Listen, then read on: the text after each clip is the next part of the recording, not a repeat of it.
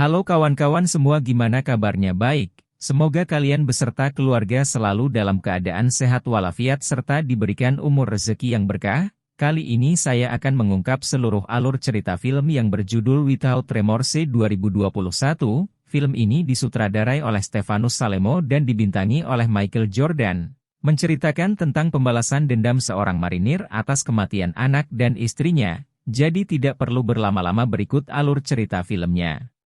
Di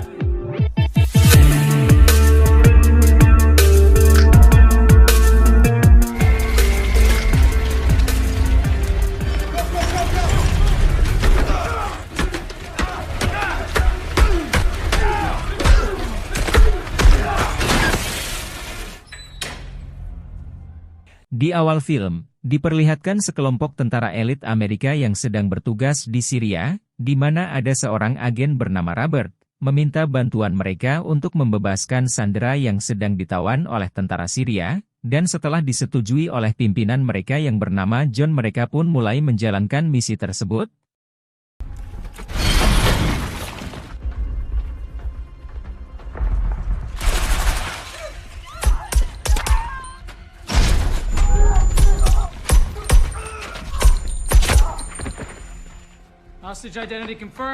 Setelah berhasil mendapatkan sandera, John menemukan fakta bahwa ini bukanlah markas tentara Syria melainkan markas tentara Rusia, hingga ketika ingin keluar dari sini, mereka tiba-tiba saja diserang dengan RPG.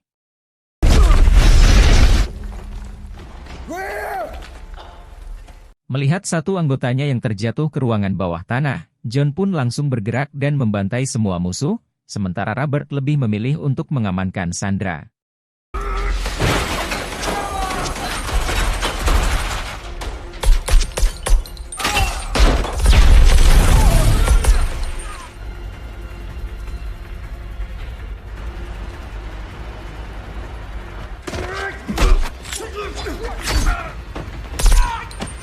Setelah berhasil membantai semua musuh, mereka pun kabur dengan menggunakan helikopter yang sudah disiapkan, yang dimana John sangat dibuat marah kepada Robert karena sudah menjebak dia bersama timnya, namun Robert sendiri mengaku tidak mengetahui hal tersebut dan tidak berniat untuk menjebak mereka.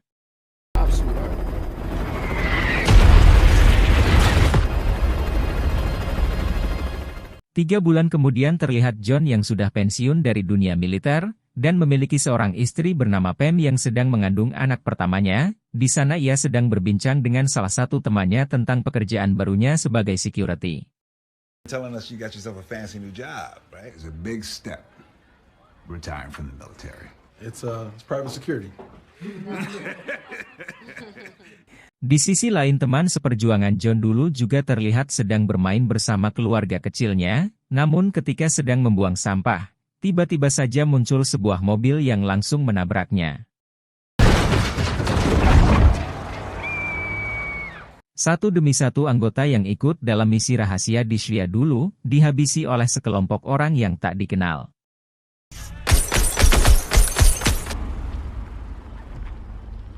Sementara John dan sang istri baru saja pulang ke rumah dan bersiap untuk tidur. Namun John yang tidak bisa tidur, ia pun turun ke lantai bawah dan bersantai di ruang tamu sambil mendengarkan musik.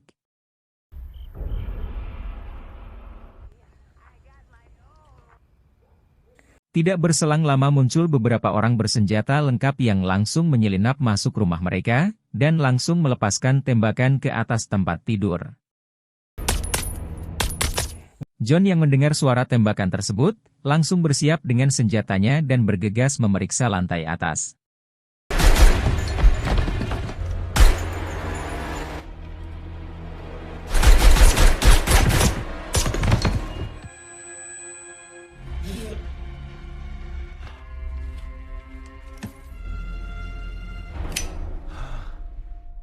Karena kehabisan peluru, satu orang ini pun memilih untuk kabur, sementara John yang terluka parah langsung dilarikan ke rumah sakit. Setelah kejadian tersebut, diadakan rapat antara petinggi CIA dan juga anggota SHIELD, yang mana di sini Robert selaku yang bertugas melakukan penyelidikan menceritakan semua peristiwa yang terjadi. Special operation, and Senior Chief Kelly is in critical condition, isn't likely to pull through. We are taking every possible scenario into consideration. Berpindah ke rumah sakit, John yang baru saja sadar harus menerima kenyataan pahit karena anak dan istrinya telah tewas dalam kejadian tersebut. Mendengar itu John pun meminta kepada mantan atasannya dulu yang bernama Karen, untuk memberikannya satu nama si pelaku yang telah membunuh anak dan istrinya, namun karena mengatakan kalau kasus ini masih dalam penyelidikan.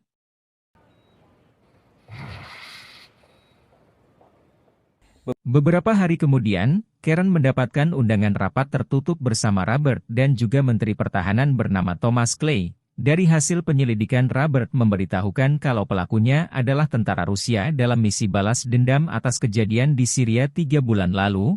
Pahitnya lagi kasus ini ditutup dan tidak akan dilanjutkan karena Amerika tidak ingin membuat permasalahan lagi dengan Rusia. The CIA's position on this moving forward is that the matter is closed. Karen mendengar itu pun nampak seperti tidak terima dengan keputusan tersebut. In response, my hands are tied. Di sisi lain John terus berolahraga untuk mengembalikan fisiknya agar bisa kembali pulih.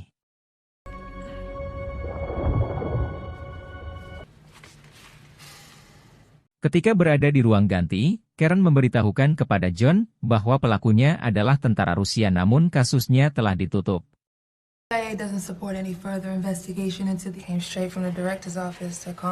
Dan karena prihatin, Karen memberikan foto seorang membuat password bernama Andre, yang sudah membantu tentara Rusia masuk ke Amerika, yang kemungkinan Andre mengetahui siapakah dalang dari semua ini. Untouchable. Malam harinya John kembali ke rumah dan membasahi tubuhnya dengan alkohol, yang kemudian ia pergi ke rumah Andre dengan berpura-pura sedang mabuk berat.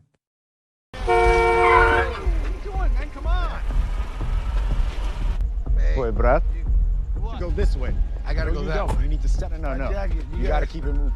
Yeah, we trade. Melihat Andre yang ingin berangkat bersama pengawalnya, John pun langsung mengikuti mereka dan berhasil menabrakkan mobilnya.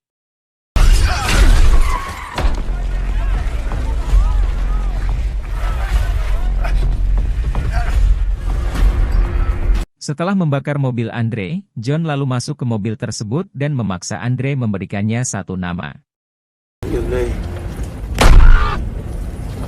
Karena terancam, Andre pun memberitahukan bahwa salah satu si pelaku itu bernama Factory Cap.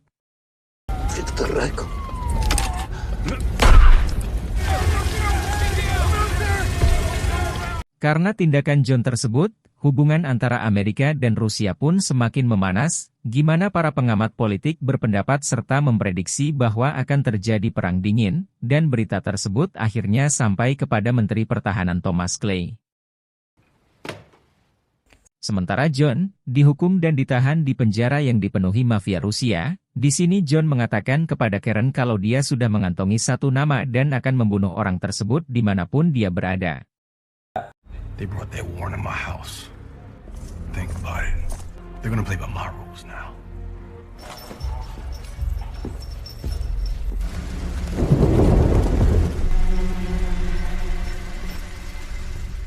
Ketika berada di dalam sel, tiba-tiba saja muncul beberapa orang sipir yang ingin membawa jam secara paksa, sehingga terjadilah keributan.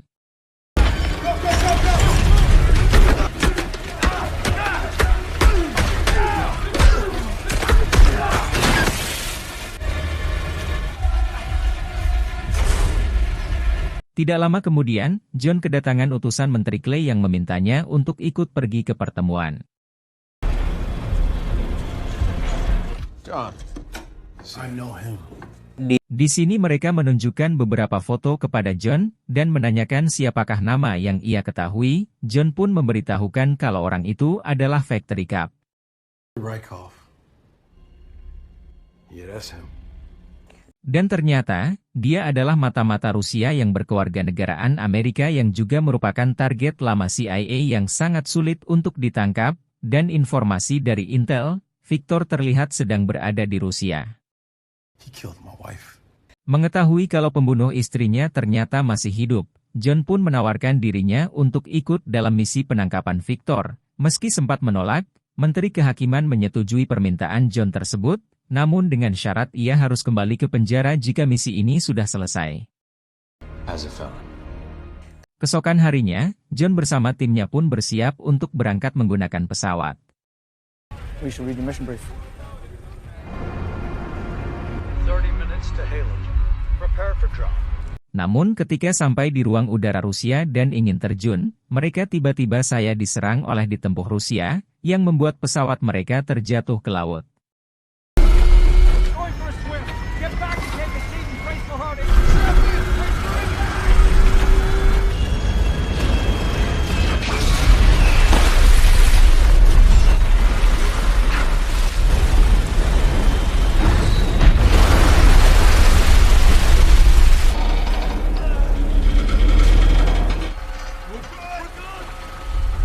Untungnya mereka semua berhasil selamat, dan langsung pergi ke perbatasan Rusia menggunakan skoci.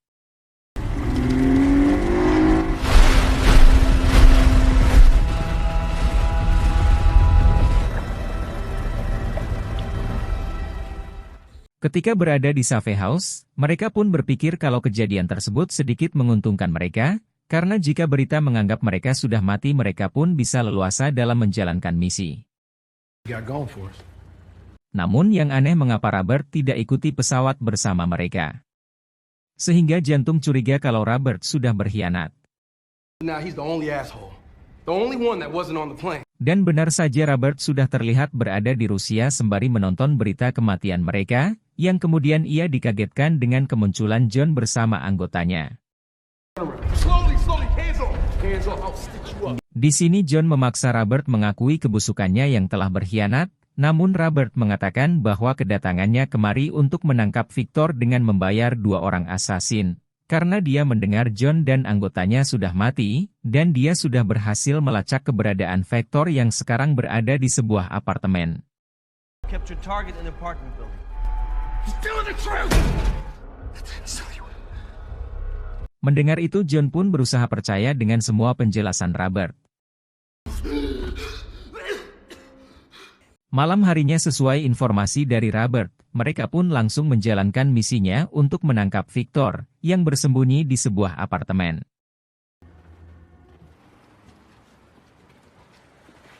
John Kelly. Namun yang mengejutkan ternyata Victor sudah mengetahui kedatangan mereka, dan dia sudah siap dengan bom yang ia pasang di tubuhnya.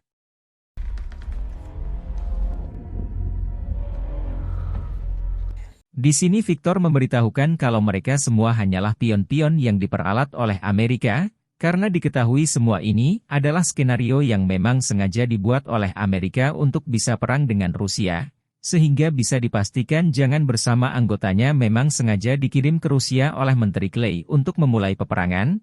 Victor mengatakan kalaupun seperti mereka hanya perlu mati untuk mencapai keinginan raja. Tidak cukup dengan itu mereka kemudian diserang oleh sniper yang membuat satu anggota mereka harus tertembak.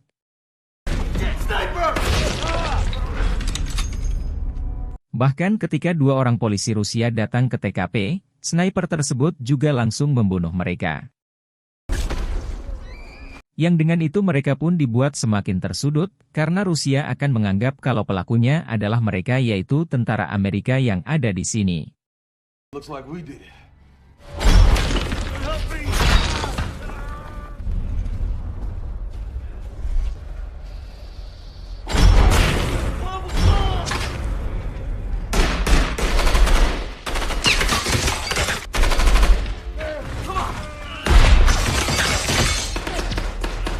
Setelah mengetahui titik lokasi keberadaan si sniper, Karen dan John langsung menyusup ke tempat tersebut melalui tembok yang sudah mereka ledakan, sementara yang lain terus berusaha mengalihkan perhatian.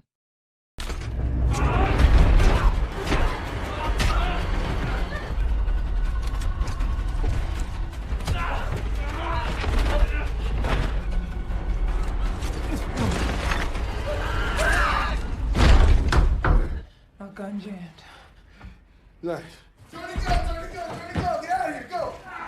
Namun sialnya sangat ingin keluar dari sini mereka sudah dikepung oleh polisi dan juga tentara Rusia, karena tidak ada pilihan lagi John meminta timnya yang lain untuk pergi lebih dulu melalui jalur belakang, sementara dia sendiri akan pergi ke atap untuk mengalihkan perhatian.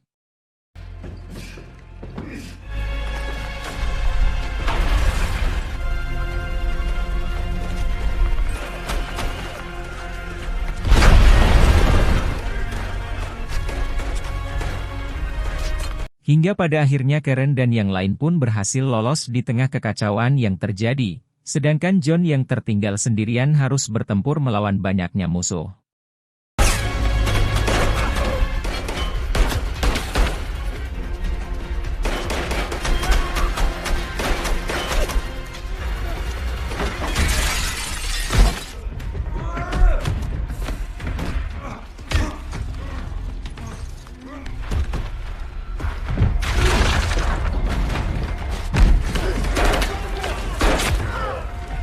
John yang terkepung kemudian melemparkan bom di tengah-tengah mereka, yang membuat banyak tentara Rusia berjatuhan.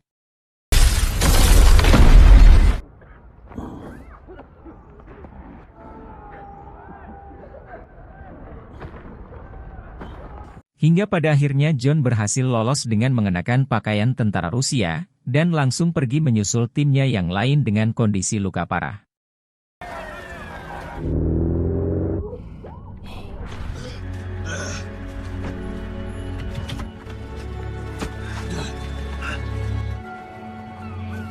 Tanpa buang-buang waktu mereka semua pun langsung berangkat kembali ke Amerika dengan menggunakan kapal. You guys heard what Rykov said, right? Dalam perjalanan mereka semua pun akhirnya menyadari kalau semua ini hanyalah skenario yang dibuat oleh Amerika untuk menciptakan peperangan dengan Rusia, yang mana di sini Robert memberikan saran agar John memalsukan kematiannya dengan berpura-pura sudah tewas pada ledakan pesawat, yang dengan itu dia bisa leluasa memburu dalang dari semua ini. Maybe we can find out who's behind this.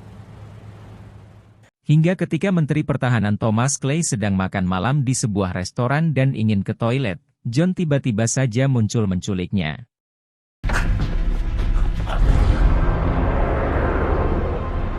Di sini terungkap mengapa alasan Amerika ingin melakukan peperangan Rusia, karena menurut Menteri Clay jika sebuah negara ingin cepat maju dan berkembang, maka harus memiliki musuh yang besar agar bisa menjaga ditakuti oleh dunia, dan sasarannya adalah Rusia dengan menggunakan John bersama anggotanya sebagai umpan.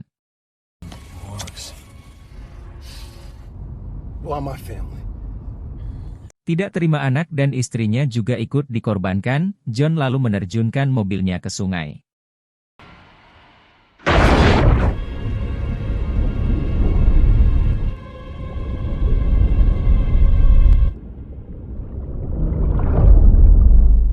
Beberapa hari kemudian Menteri Clay dinyatakan tewas bunuh diri, sementara John yang dikabarkan tewas dalam peperangan di Rusia, dikuburkan di dekat almarhum anak istrinya, yang dengan itu ia pun terbebas dari hukuman penjara.